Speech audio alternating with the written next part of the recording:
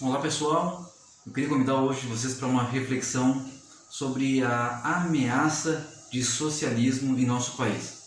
Bem, para o brasileiro médio que não acompanha, que não é atraído por esse debate político, aquele cidadão que sai às 6 da manhã para o seu trabalho, que pega um ônibus lotado, que chega numa firma, bate o cartão e trabalha 8 horas, 9 horas, 10 horas, né, com algum intervalo, depois quando chega em casa tudo que ele quer é relaxar e descansar, ele não está pesquisando, ele não está investigando, ele não está lendo livros que falam sobre a história política do século XX. Para esse cidadão, falar de Venezuela, Cuba, é uma coisa quase que extraterrestre. Ele não entende por que a direita brasileira insiste tanto com essas duas palavras, Cuba e Venezuela.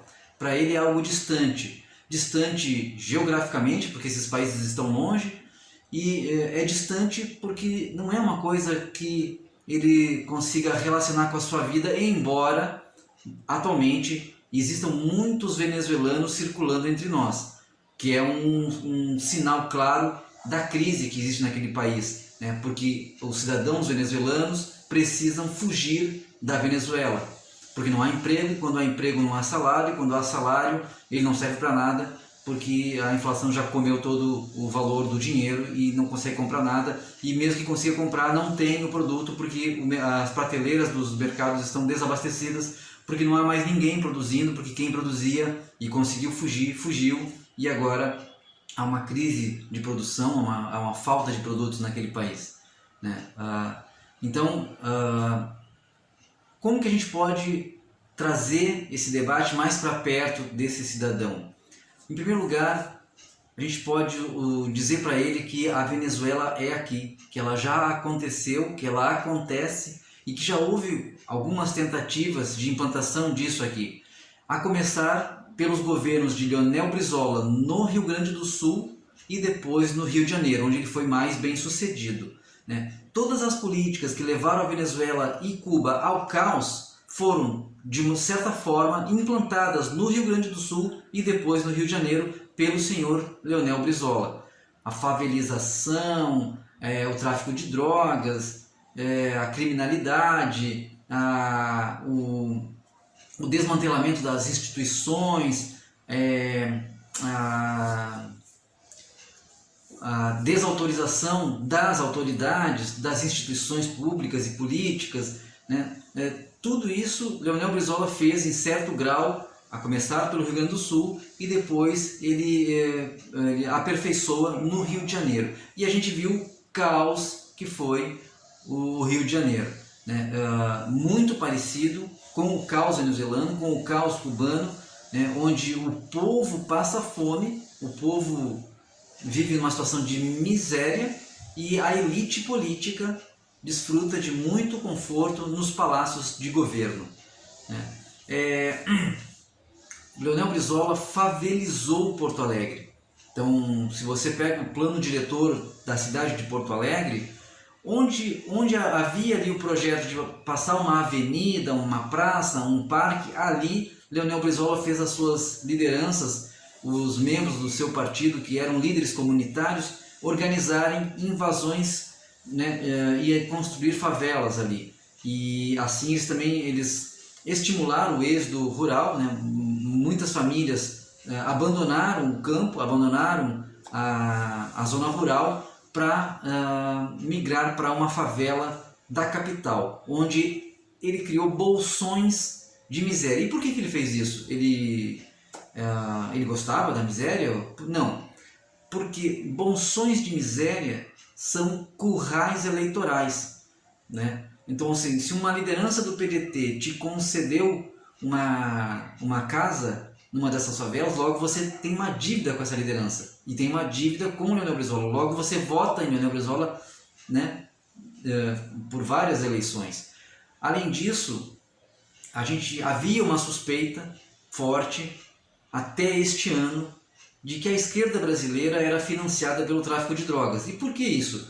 Porque em grande parte de como ela se movimenta é de uma forma que agrada o tráfico de drogas. Ela faz leis que beneficiam os bandidos, né? Ela faz leis, a esquerda, né? Os deputados, os vereadores de esquerda, eles fazem leis que evitam que operadores do tráfico sejam presos, ou se forem presos que fiquem pouco tempo, ou que não tenham a ficha suja. Eles se esforçam pela legalização da venda de drogas.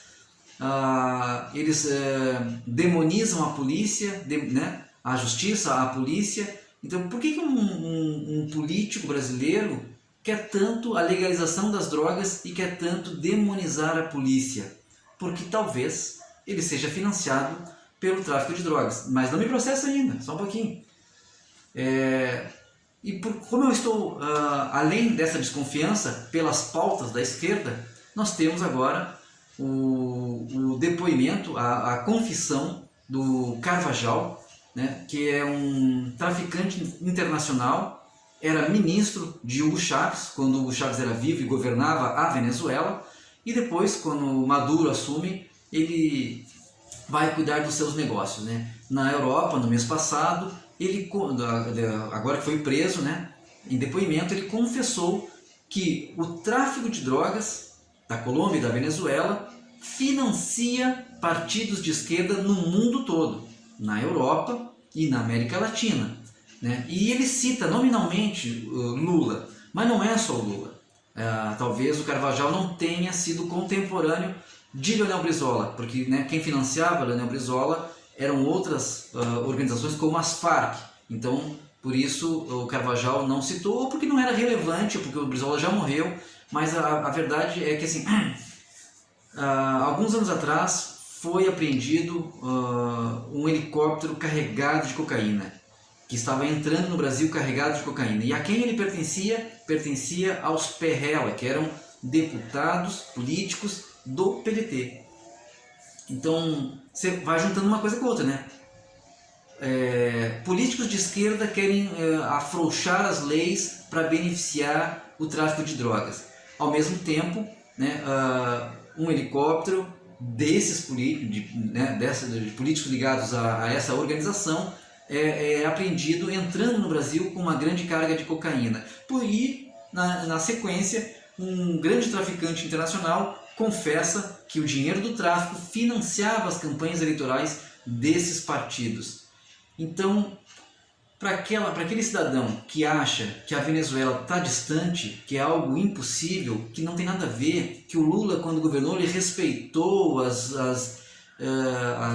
instituições, os empresários brasileiros, eu vou te dizer, Lula, ele não teve tempo. Ele estava alicerçando, ele estava fortalecendo as bases para, logo em seguida, implantar o socialismo do século XXI, que nada mais é que um grande poder estatal sustentado pelo tráfico de drogas. Então, o Lula ele estava construindo isso.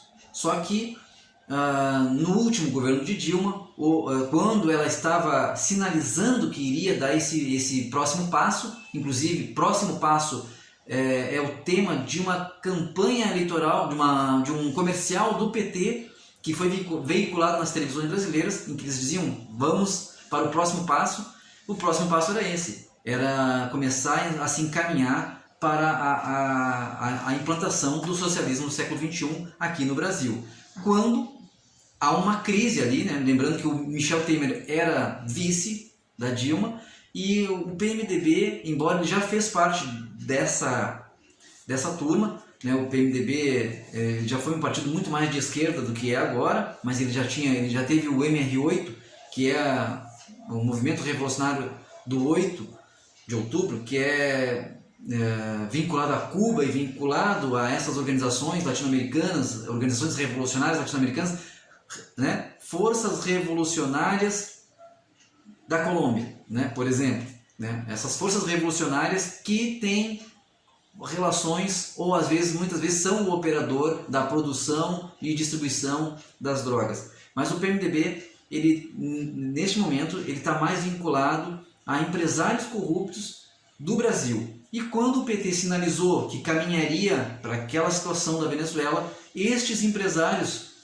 brasileiros chamaram o Temer e, opa, não, só um pouquinho, vem cá, Temer, isso não nos serve, porque isso vai fazer com que a gente perca o nosso tesouro, que a gente, né, deixe de ganhar dinheiro no Brasil, onde nós somos muito ricos, e nós vamos ter que fugir daqui e ir morar em outro país, provavelmente nos Estados Unidos, como alguém de classe média, quando a gente pode continuar usufruindo, né, do Estado brasileiro, se tudo continuar como está. E nessa crise entre esses empresários que sugam o Estado brasileiro e os objetivos do PT, que precisava prestar contas ao tráfico, né, precisava encaminhar o Brasil para aquela realidade mais parecida com a de Cuba e da Venezuela, houve ali um racha, o PMDB passou a alimentar revistas e jornais com denúncias do PT, coisas que ele sabia muito bem porque operava junto, então o PT sabia onde havia os desvios, né?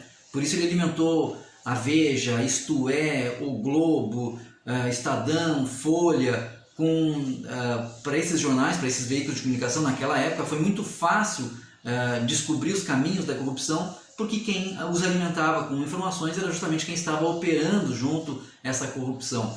Então é nesse racha que a Dilma não consegue implementar o projeto de venezuelização do Brasil. Porém, isso, caso o PT volte ao poder, talvez eles já estão mais espertos, né? Eles talvez não esperem mais tanto tempo, eles não percam mais tanto tempo como aconteceu no governo passado, né? Porque o Lula, em seus primeiros mandatos, ele surfou numa onda de social-democrata, ele se parecia muito com um governo tucano, inclusive ele manteve o Henrique Meirelles, ele manteve o Bolsa Família, ele manteve o Real, né? Lula se comportou nos seus primeiros mandatos como um social-democrata até o dia que o Barack Obama disse na revista Times que Lula era o cara. Ninguém entendeu por que o Barack Obama disse aquilo, mas na verdade, a partir dessa frase do Obama, o Lula ele precisa dar uma resposta àqueles que sempre o financiaram, que é quando então ele abandona o verniz social-democrata, o verniz tucano, e parte para uma linha mais, né, de Fórum de São Paulo, mais socialismo do século XXI, que é quando ele se reúne com Ahmadinejad, com Muammar Gaddafi, né, com outros ditadores do mundo. Ele começa a se dissociar dessa política de centro, né, e aí vai responder àqueles que financiaram ele por 20 anos, né, vai responder: não, eu não sou o cara do Obama, eu sou o cara de vocês, eu estou com vocês, eu estou com você, Ahmadinejad, eu estou com você, Muammar Gaddafi, eu estou com você, ditador do Gabão, ditador da Angola, ditador, eu estou com você, Fidel Castro, eu vou usar o dinheiro dos brasileiros para fazer um porto em Cuba, não tem porto igual no Brasil, o Brasil precisa de mais portos para negociar, mas tudo bem, eu deixo os brasileiros lá, eles são meus otários mesmo, eu vou construir um porto de altíssima qualidade, muito sofisticado aqui em Cuba para vocês, porque eu sou o cara de vocês. Então é isso, para aqueles que pensam que essa é uma ameaça distante, que está muito longe, na verdade é uma ameaça que está muito próxima. Ela pode acontecer, porque mesmo que o Lula tenha feito um acordo com a burguesia, mesmo que ele tenha dito à burguesia brasileira: vocês restauram a minha imagem, vocês me reabilitam politicamente, vocês me descondenam dos crimes que eu cometi, que assim que eu voltar ao poder eu vou governar para vocês. Esse pode ser o acordo que ele tenha feito com a Rede Globo, com a Fiesp, né? Só que, estando no poder, nada indica que ele vai cumprir